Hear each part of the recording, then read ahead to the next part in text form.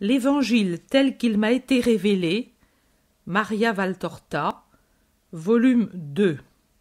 La première année de la vie publique. Chapitre 1. L'adieu de Jésus à sa mère au départ de Nazareth. La vision commence pendant la Sainte Communion. Je vois l'intérieur de la maison de Nazareth. Je vois une pièce qui semble une salle de séjour où la famille prend ses repas et le délassement aux heures de repos. C'est une toute petite pièce avec simplement une table rectangulaire et une sorte de coffre rangé contre un mur. Il sert de siège d'un côté de la table.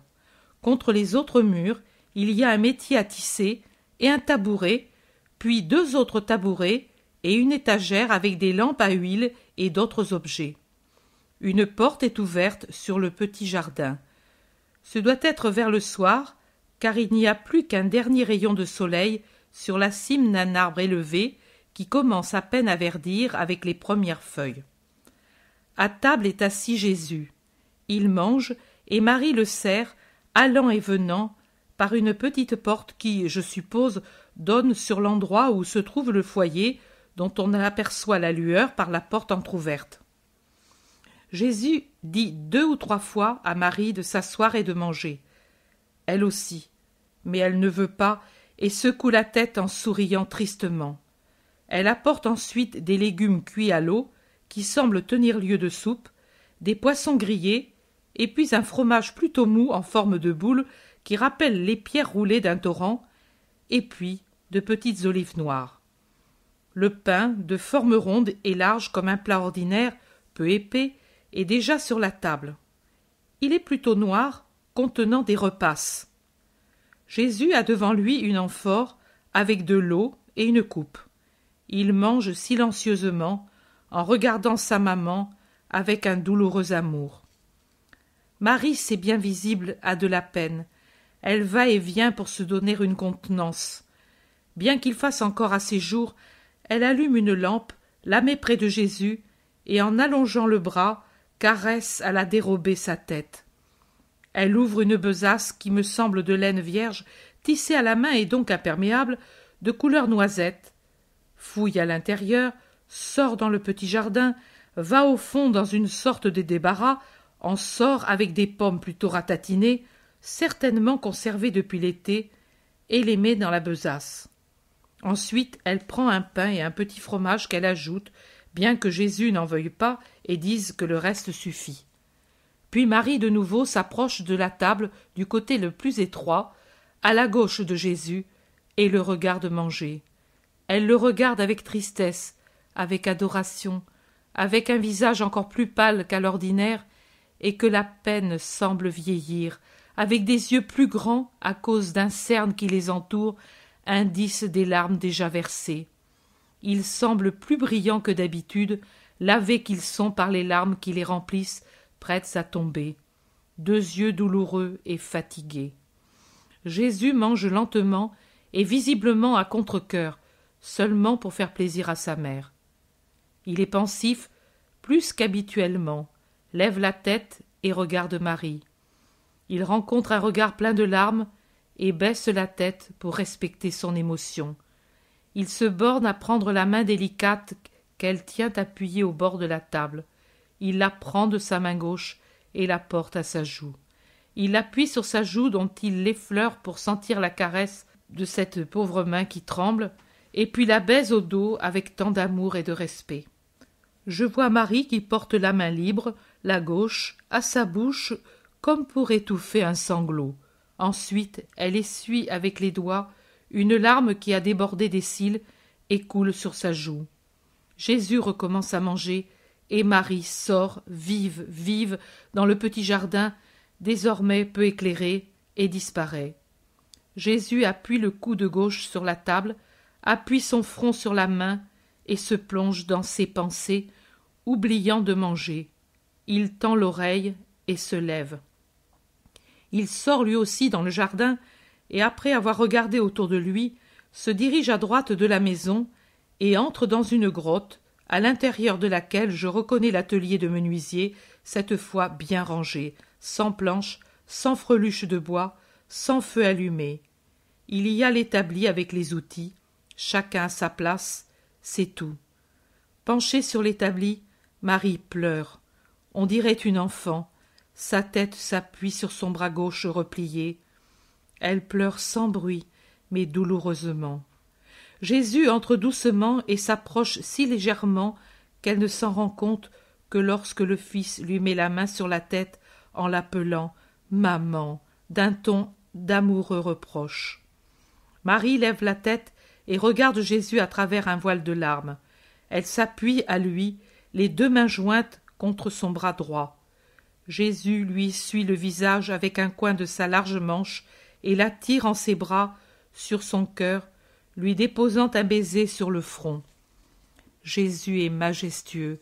Il semble plus viril qu'à l'ordinaire, et Marie paraît plus jeune, sauf en son visage marqué par la douleur. « Viens, maman, lui dit Jésus, et la serrant étroitement de son bras droit contre lui, il marche en revenant dans le jardin, où il s'assied sur un banc contre le mur de la maison.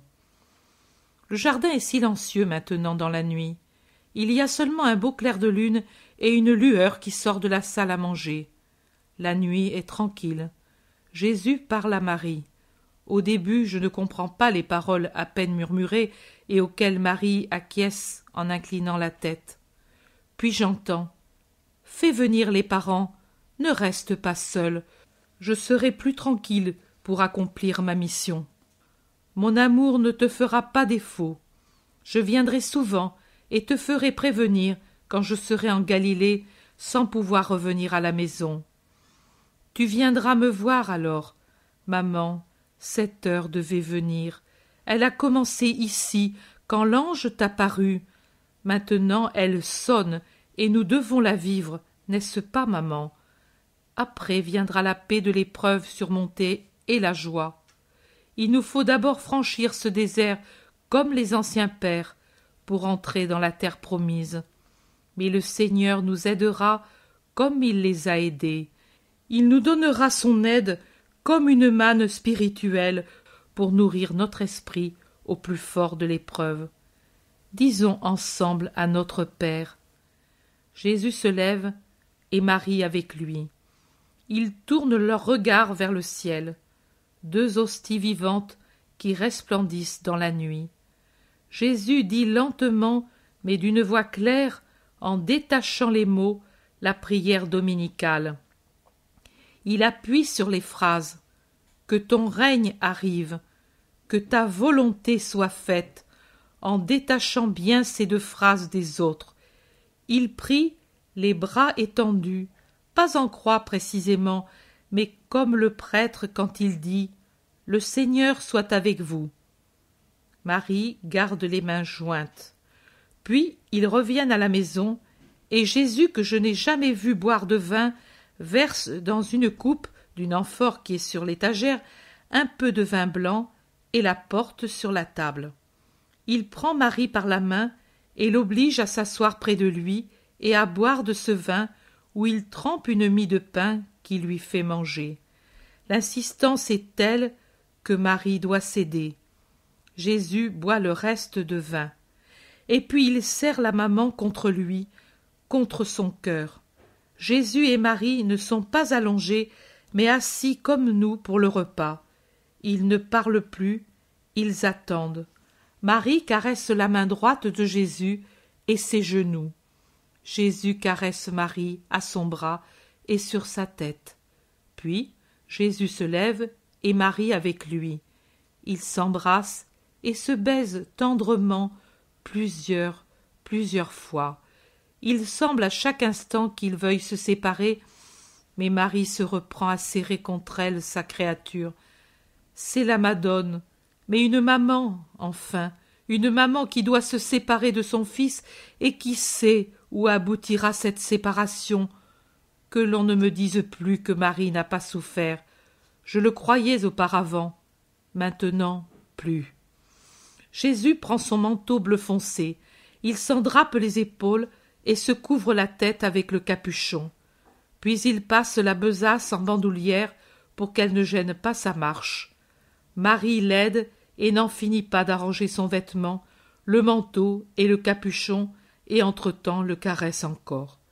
Jésus va vers la sortie après avoir tracé un geste de bénédiction sur la maison. Marie le suit, et sur le seuil, il se donne un dernier baiser. La route est silencieuse et solitaire, éclairée par la lune. Jésus se met en route. Il se retourne encore par 2 fois pour regarder la maman qui reste appuyée sur le chambranle de la porte, plus blanche que la lune et toute lumineuse sous ses pleurs silencieux. Jésus s'éloigne toujours plus sur la route blanche. Marie pleure toujours contre la porte. Puis Jésus disparaît à un détour du chemin. Il est commencé son chemin d'évangélisateur qui finira au Golgotha. Marie rentre en larmes et ferme la porte. Pour elle aussi est commencé le chemin qui la conduira au Golgotha, et pour nous. Pour nous. Pour nous. Pour nous. Chapitre 2. Elle a pleuré parce qu'elle était la corédentrice. Parole de Jésus. C'est la 4e douleur de Marie, Mère de Dieu. La première, la présentation au temple. La seconde, la fuite en Égypte. La 3e, la mort de Joseph. La 4e, ma séparation d'avec elle. Connaissant le désir du Père, je t'ai dit hier au soir que je hâterai la description de nos souffrances pour qu'on les fasse connaître. Mais comme tu le vois, elles avaient déjà été mises en lumière par celle de ma mère. J'ai expliqué la fuite en Égypte avant la présentation, parce qu'il fallait que je le fasse ce jour-là. J'en sais la raison, et tu la comprends, et tu l'expliqueras au Père de vive voix. J'ai le dessein d'alterner tes contemplations avec les explications que je te donnerai ensuite avec des dictées proprement dites, pour t'élever avec ton esprit, en te donnant la béatitude de la vision, et aussi parce que de cette manière est rendue évidente la différence de style entre ton exposé et le mien. En outre, en présence de tant de livres qui parlent de moi et qui touchent et retouchent, changements et embellissements sont devenus irréels. Je désire donner à qui croit en moi une vision ramenée à la vérité de mon séjour sur la terre. Je n'en sors pas diminué, mais au contraire, je deviens plus grand dans mon humilité qui pour vous se fait pain, pour vous apprendre à être humble et à ressembler à moi, qui ai été un homme comme vous et qui ai porté sous mon vêtement humain la perfection d'un Dieu. Je dois être votre modèle, et les modèles doivent toujours être parfaits. Je ne suivrai pas dans les contemplations un ordre chronologique correspondant à celui des évangiles. Je prendrai les points que je trouverai plus utiles en un jour déterminé pour toi et pour d'autres, en suivant mon ordre d'enseignement et de bonté.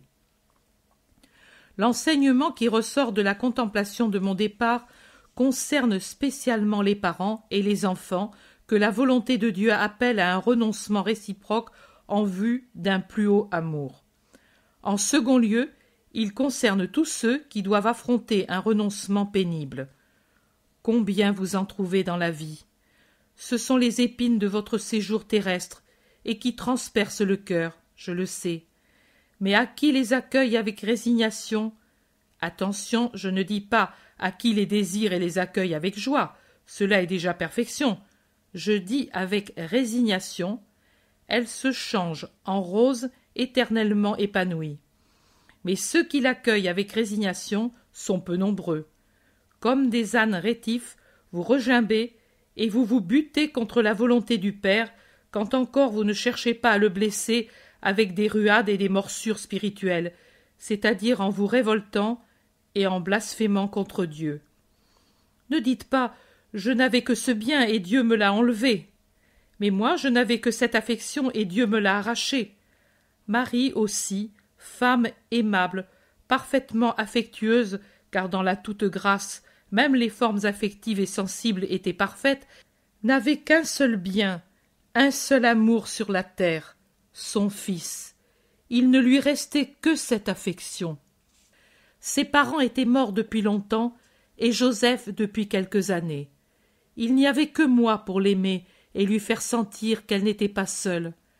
Les parents, à cause de moi, ignorant mon origine divine, lui étaient un peu hostiles.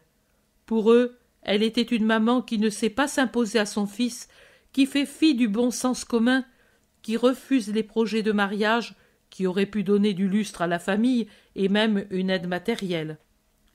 Les parents voient du sens commun, du sens humain, vous l'appelez le bon sens, mais ce n'est que sens humain, c'est-à-dire égoïsme. Les parents auraient voulu des changements pratiques dans ma vie. Au fond, c'était la peur d'avoir un jour des ennuis à cause de moi, qui déjà osaient exprimer des idées trop idéalistes, selon eux, et qui pouvaient offusquer la synagogue. L'histoire hébraïque était pleine d'enseignements sur le sort des prophètes. Ce n'était pas une mission facile que celle de prophète. Elle entraînait souvent la mort pour le prophète et des ennuis pour sa parenté. Au fond, il y avait toujours la pensée de devoir un jour prendre ma mère en charge.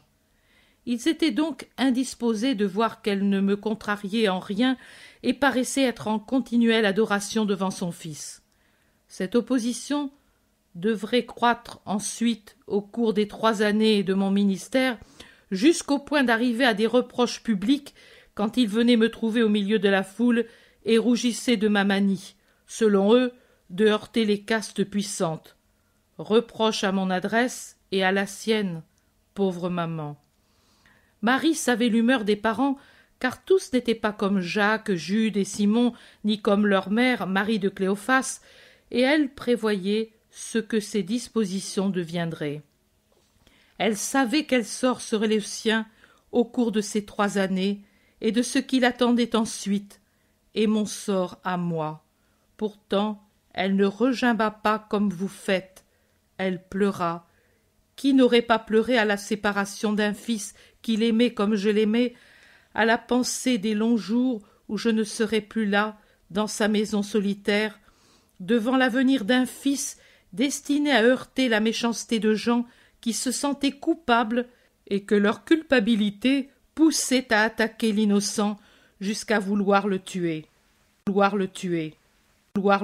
Elle a pleuré parce qu'elle était la corédemptrice et la mère du genre humain qui a reçu de Dieu une vie nouvelle.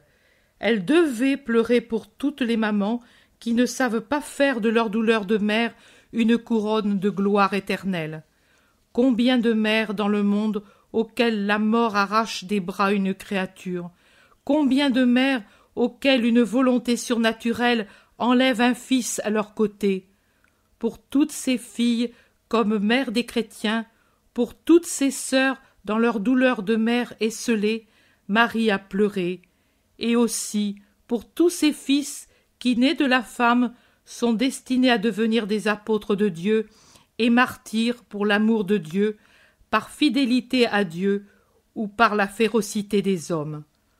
Mon sang et les pleurs de Marie sont le mélange qui fortifie ceux qui sont appelés à une destinée héroïque, qui efface leurs imperfections ou même les fautes qui ont échappé à leur faiblesse, en leur donnant, outre le martyre, quoi qu'il soit, la paix de Dieu, et s'ils l'ont souffert pour Dieu, la gloire du ciel.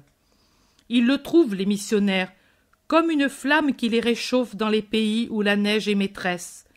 Ils le trouvent comme une rosée, là où règne un soleil brûlant. Les larmes de Marie naissent de sa charité et jaillissent d'un cœur lilial. Ils possèdent donc de la charité virginale unie à l'amour, le feu, et de la virginale pureté, la fraîcheur parfumée, qui ressemble à celle de l'eau recueillie dans le calice d'un lys après une nuit baignée de rosée. Elles le trouvent, les âmes consacrées, dans ce désert qu'est la vie monastique bien comprise, désert parce qu'il n'y a de vivant que l'union avec Dieu et que toute autre affection s'évanouit en devenant uniquement charité surnaturelle pour les parents, les amis, les supérieurs, les inférieurs. Ils trouvent ce divin mélange, ceux qui sont consacrés à Dieu au milieu du monde, qui ne les comprend ni ne les aime, désert aussi pour ceux-là, où ils vivent comme s'ils étaient seuls, tant ils sont incompris et ridiculisés à cause de l'amour qu'ils me portent.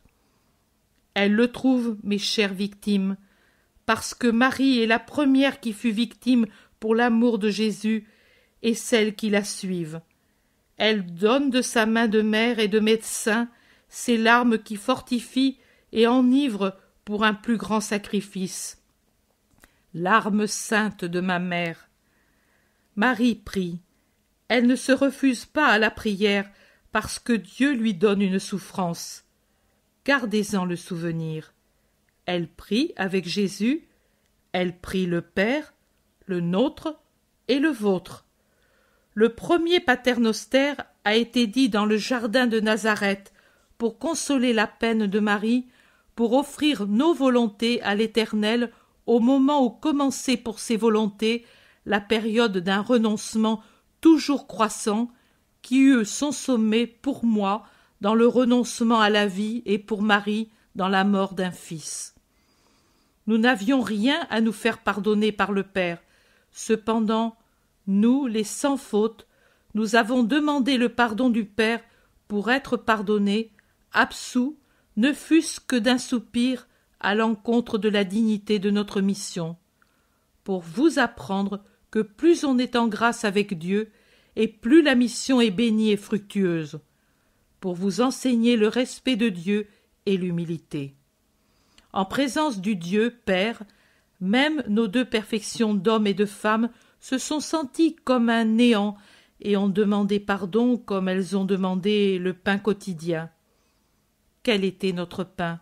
Oh, pas celui que pétrissaient les mains pures de Marie et cuit au petit four pour lequel tant de fois j'avais lié des fagots et des bourrées. Celui-là aussi est nécessaire, tant qu'on est sur terre. Mais notre pain quotidien, c'était d'accomplir jour après jour notre tâche de mission. Que Dieu nous le donne chaque jour, parce que l'accomplissement de la mission que Dieu nous donne est la joie de notre journée, n'est-ce pas, petit Jean? Ne dis-tu pas, toi aussi, qu'il te paraît vide le jour, qu'il te paraît inexistant, si la bonté du Seigneur te laisse un jour sans ta mission de souffrance? Marie prie avec Jésus. C'est Jésus qui vous justifie, fils. C'est moi qui rends acceptable et profitable vos prières auprès du Père. Je l'ai dit, tout ce que vous demanderez au Père en mon nom, il vous l'accordera. Et l'Église valorise ses prières en disant « Par Jésus-Christ notre Seigneur ». Quand vous priez, unissez-vous toujours, toujours, toujours à moi. Je prierai à haute voix pour vous, couvrant votre voix d'homme avec ma voix d'homme-Dieu. Je mettrai votre prière sur mes mains transpercées et l'élèverai vers le Père. Elle deviendra hostie d'un prix infini. Ma voix, fondue avec la vôtre, montera comme un baiser filial vers le Père, et la pourpre de mes blessures rendra précieuse votre prière. Soyez en moi, si vous voulez avoir le Père en vous, avec vous, pour vous. Tu as fini le récit en disant « et pour nous », et tu as voulu dire « pour nous qui sommes si ingrats à l'égard des deux qui ont gravi le calvaire pour nous ». Tu as bien fait de mettre ces mots. Mets-les chaque fois que je ferai voir une de nos souffrances, qu'ils soient comme la cloche qui sonne et qui appelle à la méditation et au repentir. C'est assez pour l'heure. Repose-toi. La paix soit avec toi. Soit avec toi. Soit avec. Chapitre 3. Baptême de Jésus au Jourdain. Parole de Jésus. Ce que tu as écrit le 30 janvier pourrait donner occasion à ceux qui doutent d'avancer leur « mais » et leur « si ». C'est moi qui vais répondre à ta place. Tu as écrit « Quand je vois ainsi, mes forces physiques et particulièrement cardiaques subissent une grande dispersion. Il y aura certainement des docteurs de l'impossible qui diront « c'est la preuve que ce qui lui arrive est humain, parce que le surnaturel procure toujours force et jamais faiblesse. » Qu'ils m'expliquent alors pourquoi les grands extatiques après une extase au cours de laquelle ils ont dépassé les possibilités humaines en supprimant la douleur, le poids de la matière, conséquence de blessures internes et d'importantes hémorragies, jouissant d'une félicité qui les fait paraître beaux, même physiquement, restent, dès que l'extase cesse, évanouis par terre, de façon à faire penser que leur âme s'est séparée d'eux. Qu'ils m'expliquent aussi pourquoi, après quelques heures de la plus atroce agonie qui répète la mienne, telle que celle de ma servante Thérèse, telles que furent les agonies de ma sainte Gemma et de beaucoup d'autres âmes que mon amour et leur amour a rendues dignes de vivre ma passion, ces personnes reprennent ou reprenaient une force et un équilibre physique que les personnes les plus saines ne possèdent pas. Je suis le maître de la vie et de la mort, de la santé et de la maladie. J'use de mes serviteurs à mon gré, comme d'un joli fil qui serait un jouet entre mes mains. Le miracle en toi, un des miracles, réside en ceci. Dans l'état physique où tu te trouves, état qui se prolonge miraculeusement, c'est que tu puisses arriver à cette béatitude sans en mourir, éprouvant ces transports alors que tu te trouves dans cet état de prostration qui pour d'autres empêcherait même reflux en toi en ces heures, comme elle a reflué dans les heures où tu as écrit mes dictées, ou celles des autres esprits qui t'apportent leurs célestes paroles. Le miracle réside dans cette réacquisition subite de la force après que la joie a consumé en toi ce reste de vitalité qui te reste pour écrire. Mais cette vitalité, c'est moi qui te la transfuse. C'est comme du sang qui de moi passe en tes veines épuisées, comme un flot qui se déverse sur une rive et l'arrose. La rive reste arrosée tant que le flot la baigne, puis de nouveau reste aride jusqu'à un nouveau flot. C'est comme une opération qui te vide de mon sang jusqu'à une nouvelle transfusion. Toi, pour ton compte, tu n'es qu'un rien. Tu es un pauvre être en agonie, qui travaille parce que je le veux, pour ce que j'ai en vue. Tu es une pauvre créature qui ne vaut que par ton amour. Tu n'as pas d'autre mérite. Amour et désir d'être pour d'autres, cause d'amour pour ton Dieu. C'est cela qui justifie ton être et ma bienveillance de te conserver en vie, alors que, humainement parlant, depuis longtemps, ton être aurait dû se désagréger dans la mort.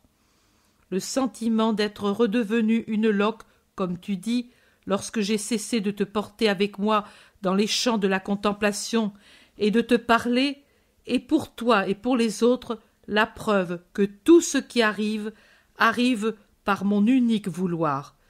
Si quelqu'un pense humainement qu'avec le même vouloir et le même amour je pourrais te guérir et que ce serait la meilleure manière de prouver mon amour et ma bienveillance, je réponds que j'ai toujours conservé la vie à mes serviteurs tant que j'ai jugé que leur mission devait continuer, mais je ne leur ai jamais procuré une vie humainement heureuse parce que mes missions se réalisent dans et par la souffrance et que d'autre part mes serviteurs n'ont qu'un désir semblable au mien, souffrir pour racheter. Il ne faut donc pas parler de dispersion des forces, mais dire après que la bonté de Jésus fait disparaître mon état d'infirmité pour ses intentions et pour ma joie, je reviens à ce que sa bonté m'a accordé d'être, crucifié par son amour et pour son amour. Et maintenant, va de l'avant avec une obéissance pleine d'amour. À la même date, le 3 février 1944 au soir. Je vois une plaine inhabitée et sans végétation. Il n'y a pas de champs cultivés, quelques rares plantes formant çà et là des touffes comme des familles de végétaux, là où le sol a un peu de profondeur et se trouve moins aride. Remarquez que ce terrain aride et inculte est à ma droite, alors que le nord se trouve derrière moi et se prolonge pour moi dans la direction du sud. À gauche, en revanche, je vois un fleuve aux berges plutôt basses qui coule lentement lui aussi du nord au sud. D'après le mouvement très lent de l'eau, je comprends que son lit n'a pas une pente très forte et que ce fleuve coule dans une sorte de dépression de la plaine. Le courant est à peine suffisant pour empêcher la stagnation de l'eau et la formation d'un marécage. L'eau n'a pas de profondeur, c'est un point où l'on aperçoit le fond. J'estime qu'il n'y a pas plus d'1 mètre de profondeur, 1,5 mètres au maximum. Large comme l'Arno vers San-Miniato Empoli. Je dirais 20 mètres. Mais je n'ai pas le coup d'œil et mes estimations sont approximatives. Pourtant, l'eau est d'un azur légèrement vert à proximité des berges où l'humidité du sol entretient une bande verte touffue qui réjouit l'œil fatigué de cette morne étendue de pierre et de sable qui s'étend indéfiniment en avant. Cette voix intérieure dont je vous ai expliqué que j'entends m'expliquer ce que je dois remarquer et savoir, m'avertit que je vois la vallée du Jourdain. Je l'appelle vallée parce que c'est l'appellation habituelle de la place où coule un fleuve, mais ici il me paraît inexact de lui donner ce nom parce que une vallée suppose des collines et dans le voisinage je n'en vois pas trace. En résumé, je me trouve près du Jourdain et l'espace désolé que j'aperçois sur ma droite est le désert de Juda. Si parler de désert est juste pour désigner ce lieu inhabité et sans trace du travail de l'homme, il convient moins à l'idée que nous nous faisons du désert. Ici, pas de dunes du désert comme nous le concevons, mais seulement une terre dénudée, parsemée de pierres et de débris, comme sont les terrains d'alluvion après une crue. Dans le lointain, des collines, et puis, près du Jourdain, une grande paix, une ambiance spéciale qui dépasse celle d'un paysage ordinaire, quelque chose qui rappelle ce qu'on ressent sur les bords du lac Trasimène. C'est un lieu qui évoque des vols angéliques et des voix célestes. Je ne sais pas bien exprimer ce que j'éprouve, mais j'ai le sentiment de me trouver dans un lieu qui parle à l'esprit. Pendant ces observations, je vois la Seine envahie par les gens le long, par rapport à moi, de la rive droite du Jourdain. Il y a beaucoup d'hommes et une grande variété d'habillements. Quelques-uns semblent des gens du peuple, d'autres des riches. Il y en a assez, plusieurs paraissent des pharisiens, avec leurs vêtements ornés de franges et de galons. Au milieu, debout sur un rocher, un homme que je reconnais du premier coup pour le Baptiste, bien que ce soit la première fois que je le vois. Il parle à la foule, et je vous assure que sa prédication manque plutôt de douceur. Jésus a appelé Jacques et Jean les fils du tonnerre. Mais alors, quel nom donner à ce fougueux orateur? On pourrait pour Jean-Baptiste parler de coups de foudre, d'avalanche, de tremblement de terre, tant il est impétueux et sévère dans son discours et ses gestes. Il parle de la venue du Messie et exhorte les auditeurs à préparer leur cœur en les débarrassant de ce qui les encombre et en redressant leurs pensées. Mais c'est un parler frénétique et rude. Le précurseur n'a pas la main légère de Jésus pour soigner les blessures des cœurs. C'est un médecin qui les met à nu, fouille et taille sans pitié. Pendant que je l'écoute, je ne rapporte pas ses paroles parce que ce sont celles des évangélistes, mais qui dévalent en un discours torrentiel. Je vois s'avancer le long d'un sentier, le long de la bordure herbeuse et ombragée qui côtoie le Jourdain, mon Jésus. Ce chemin de campagne, plutôt sentier que chemin, semble dessiné par les caravanes et les voyageurs qui, pendant des années et des siècles, l'ont parcouru pour arriver à un point où le fond du lit se relève et permet de passer à gué. Le sentier continue sur l'autre rive du fleuve et se perd dans la verdure de l'autre berge. Jésus est seul. Il marche lentement et en avançant, il arrive derrière Jean. Il avance sans bruit, tout en écoutant la voix tonnante du pénitent du désert, comme si Jésus était aussi une des nombreuses personnes qui venaient vers Jean pour se faire baptiser et se préparer à la purification pour la venue du Messie. Rien ne distingue Jésus des autres gens. Il semble un homme du peuple pour son vêtement, un seigneur pour la beauté de ses traits, mais aucun signe divin ne le distingue de la foule. Cependant, On dirait que Jean sent une particulière émanation spirituelle. Il se retourne et identifie tout de suite la source de cette émanation. Il descend vivement du rocher qui lui servait de chair et s'en va d'un air dégagé vers Jésus qui est arrêté à quelques mètres d'un groupe et s'appuie au tronc d'un arbre. Jésus et Jean se fixent un moment. Jésus avec son regard d'azur si doux, Jean avec son œil sévère, très noir, plein d'éclairs. Les deux, vus rapprochés, sont l'antithèse l'un de l'autre. Tous les deux grands, c'est leur unique ressemblance. Ils sont différents pour tout le reste. Jésus blond, aux longs cheveux peignés, au teint blanc ivoire, aux yeux d'azur, aux vêtements simples mais majestueux.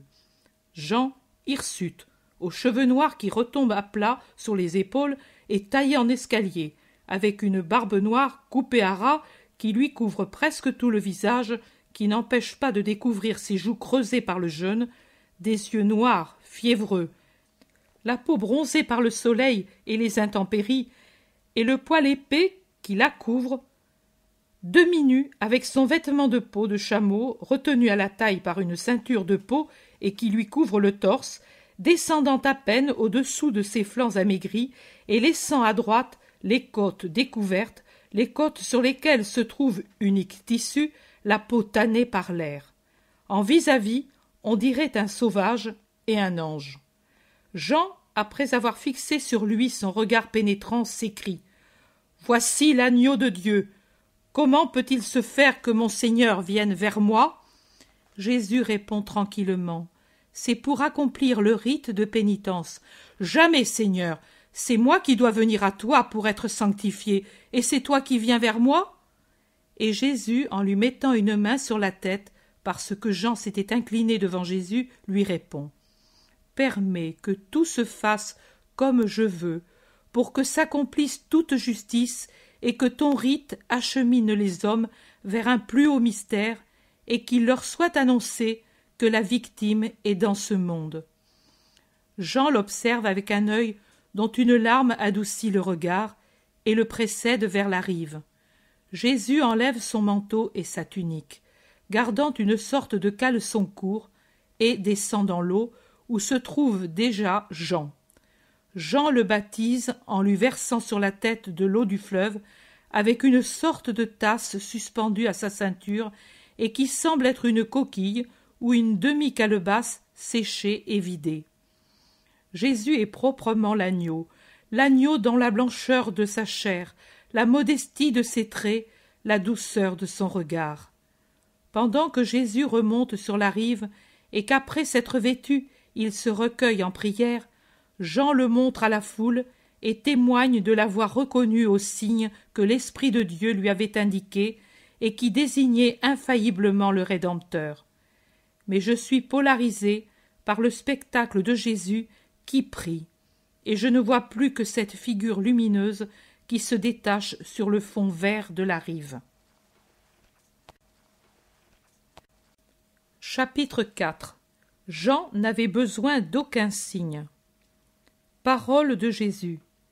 Jean n'avait pas besoin de signe pour lui-même.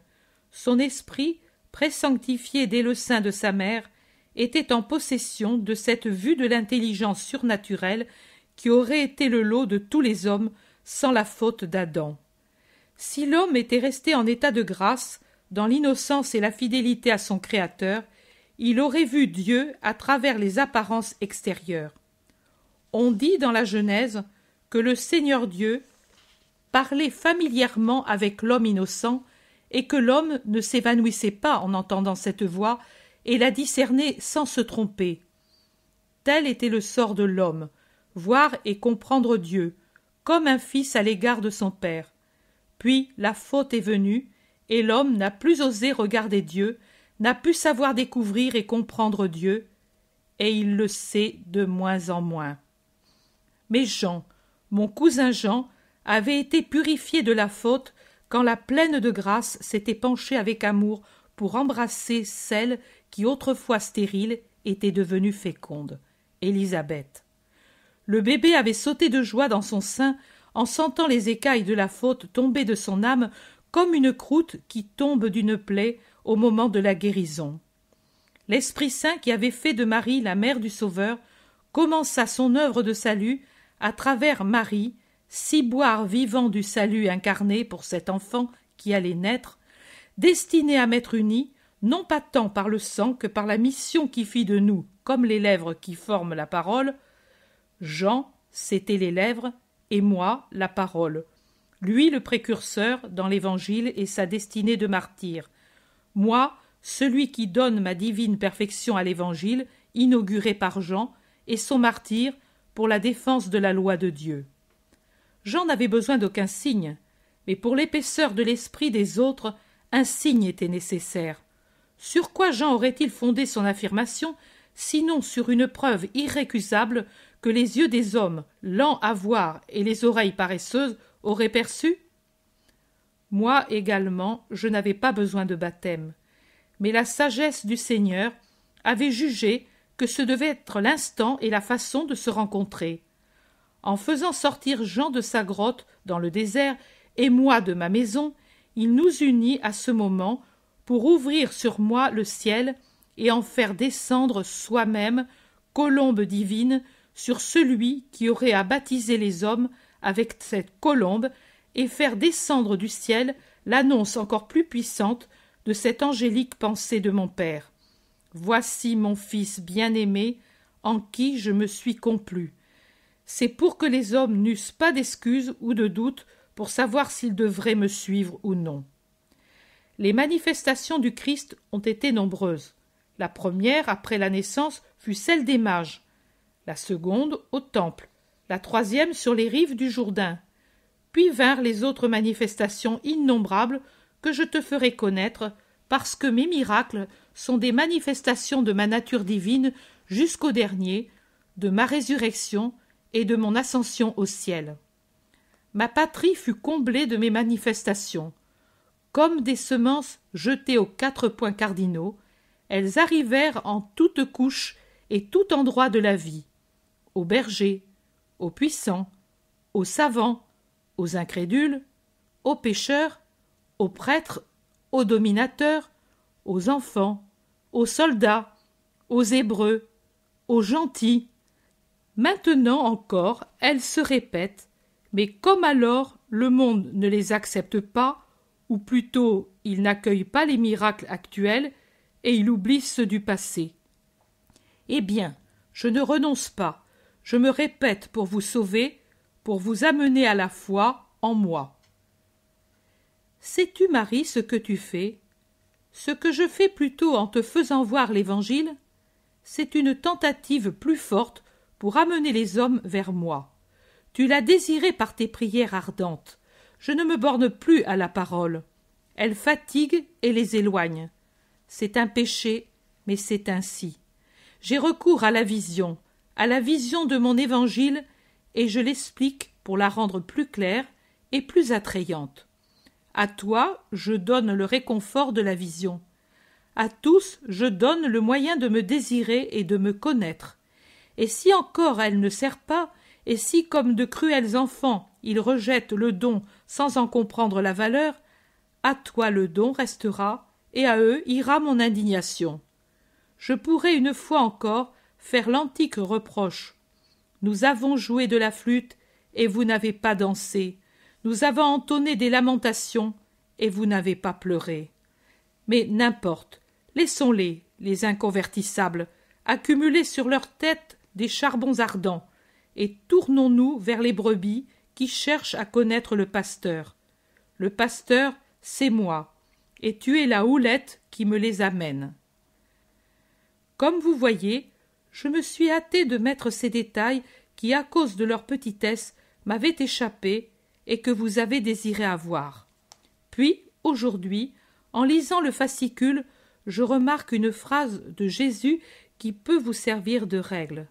Ce matin, vous disiez que vous ne pourriez faire connaître les descriptions faites en mon style personnel, et moi qui ai une véritable phobie d'être connue, j'en étais bien contente. Mais ne vous semble-t-il pas que cela soit contraire à ce que dit le maître dans la dernière dictée du fascicule? Plus tu seras attentive et précise, dans la description de ce que je vois, et plus important sera le nombre de ceux qui viennent vers moi. Ceci implique que les descriptions doivent être connues. Autrement, comment pourrait-il se faire que, grâce à elles, nombre d'âmes vont vers Jésus? Je vous soumets ce point, et puis faites ce qui vous paraît préférable. Et même humainement, je suis de votre avis. Mais ici, nous ne sommes pas dans le domaine de l'humain, et même l'humain des porte-voix doit disparaître. Même dans la dictée d'aujourd'hui, Jésus dit « En te faisant voir l'Évangile, je fais un essai plus fort pour m'attirer les hommes. Je ne me borne plus à la parole, j'ai recours à la vision, et je l'explique pour la rendre plus claire et plus attrayante. Et alors? Cependant, je suis un pauvre rien, et que de moi-même je me replie tout de suite sur moi. Je vous dis que votre remarque m'a troublé, et l'envieux s'en réjouit, troublé au point de me faire penser de ne plus écrire ce que je vois, mais uniquement les dicter. Il me souffle au cœur. Ne le vois-tu pas? Elles ne servent absolument à rien, tes fameuses visions, uniquement à te faire passer pour une folle, comme tu l'es en vérité. Qu'est-ce que tu vois? Les larves de ton cerveau troublé. Il faut bien autre chose pour mériter de voir le ciel. Et toute la journée, il me tient sous le jet corrosif de sa tentation. Je vous assure que je n'ai pas autant souffert de ma grande douleur physique que j'ai souffert de cela. Il veut m'amener à désespérer. Mon vendredi est aujourd'hui un vendredi de tentation spirituelle. Je pense à Jésus au désert, à Jésus à Gethsémani. Mais je ne m'avoue pas vaincu pour ne pas le faire rire, ce démon astucieux, et en luttant contre lui et contre ce qu'il y a en moi de moins spirituel, je vous écris ma joie d'aujourd'hui, vous assurant en même temps que pour mon compte je serais bien aise si Jésus m'enlevait ce don de vision qui est ma plus haute joie, pourvu qu'il me conserve son amour et sa miséricorde. Sa miséricorde. Sa miséricorde. Tu es jeune et beau. Commence par la femme. C'est toujours par elle qu'on doit commencer. Je me suis trompée en amenant la femme à la désobéissance. J'aurais dû la conseiller d'une autre manière. J'en aurais fait un meilleur instrument et j'aurais vaincu Dieu. J'ai été trop pressée. Mais toi, je t'enseigne, car il y a eu un jour où je t'ai regardé avec une joie angélique et un reste de cet amour est demeuré en moi. Mais toi, écoute-moi et profite de mon expérience.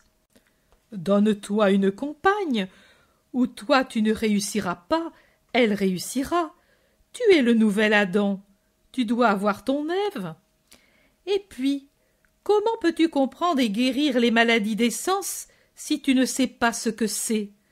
Ne sais-tu pas que la femme est le noyau d'où naît la plante de la passion et de l'orgueil? Pourquoi l'homme veut-il régner? Pourquoi veut-il être riche, puissant? Pour posséder la femme. Elle est comme l'alouette. Elle a besoin d'un scintillement qui l'attire. L'or et la domination sont les deux faces du miroir qui attirent les femmes et la cause des maux du monde. Regarde, derrière 1000 délits d'apparence diverses, il y en a 900 au moins qui ont leurs racines dans la fin de la possession de la femme ou dans la volonté d'une femme brûlée d'un désir que l'homme ne satisfait pas encore ou ne satisfait plus. Va vers la femme si tu veux savoir ce que c'est que la vie, et après seulement tu sauras soigner et guérir les maux de l'humanité. Elle est belle, tu sais, la femme. Il n'est rien de plus beau au monde. L'homme possède la pensée et la force, mais la femme, sa pensée est un parfum, son contact est caresse de fleurs, sa grâce est un vin enivrant, sa faiblesse est comme un écheveau de soie ou les boucles frisées d'un bébé entre les mains de l'homme. Sa caresse est une force qui se communique à la nôtre et l'enflamme.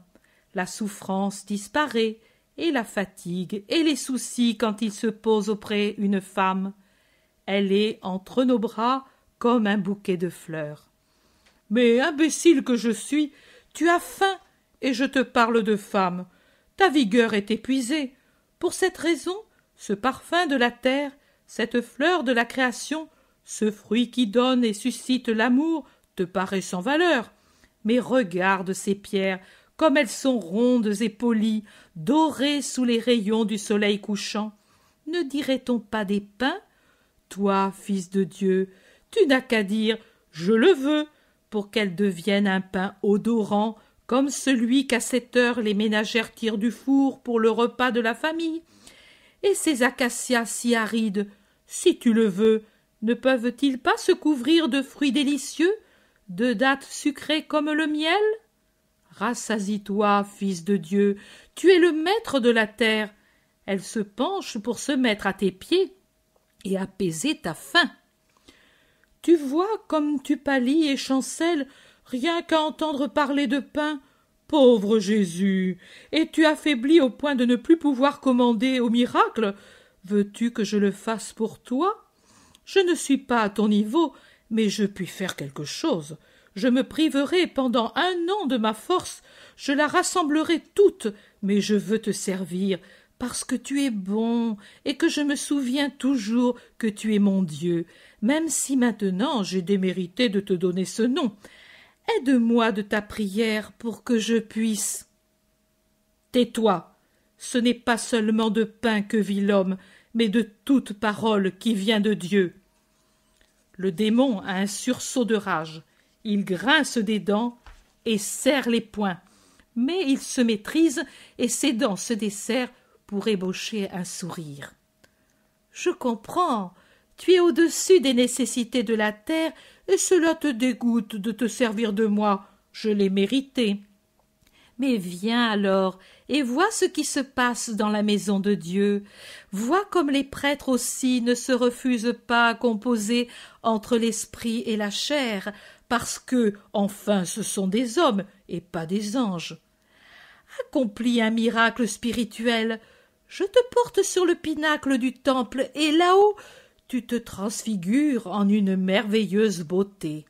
Ensuite, appelle les cohortes angéliques et dis-leur de te faire de leurs ailes entrelacées une estrade pour tes pieds et de te faire descendre ainsi dans la cour principale. Qu'ils te voient et se rappellent qu'il y a un Dieu. De temps à autre, ces manifestations sont nécessaires parce que l'homme a une mémoire si courte, spécialement pour ce qui est spirituel.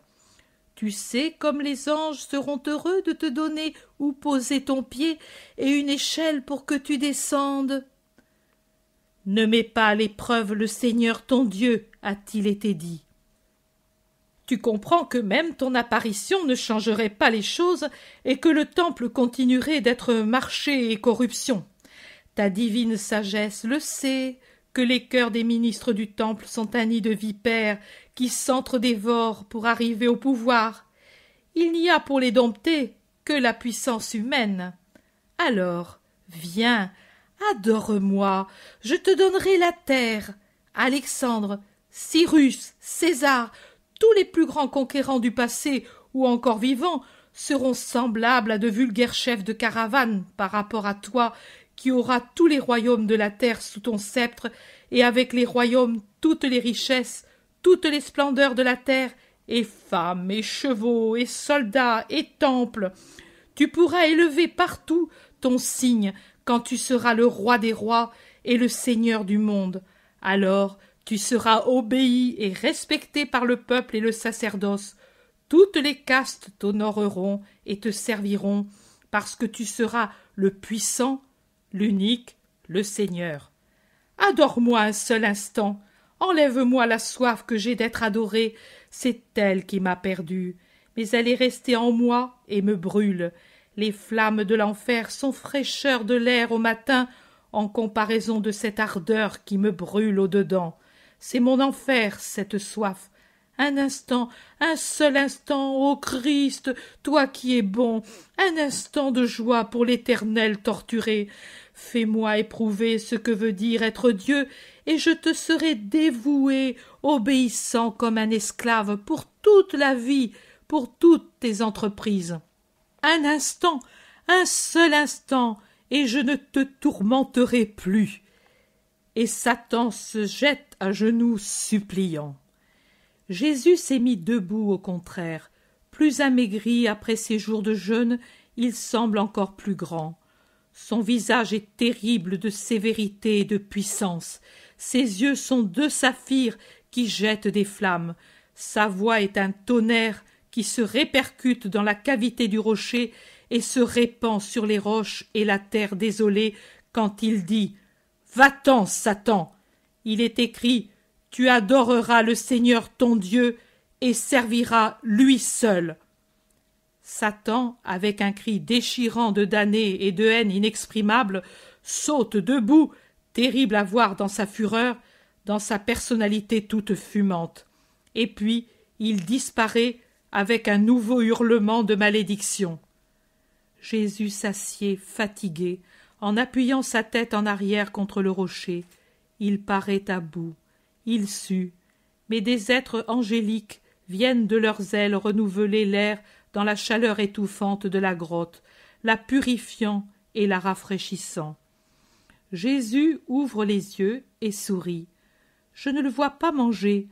On dirait qu'il se nourrit du parfum du paradis et en sort revigoré. Le soleil disparaît au couchant. Jésus prend la besace vide et, accompagné par les anges qui, volant au-dessus de lui font une douce lumière pendant que la nuit tombe très rapidement, il se dirige vers l'est ou plutôt vers le nord-est. Il a repris son expression habituelle, sa démarche assurée. Il lui reste seulement, comme souvenir de son jeûne prolongé, un aspect plus ascétique, avec son visage amaigri et pâle, et ses yeux ravis dans une joie qui n'est pas de cette terre, pas de cette terre, pas de cette terre.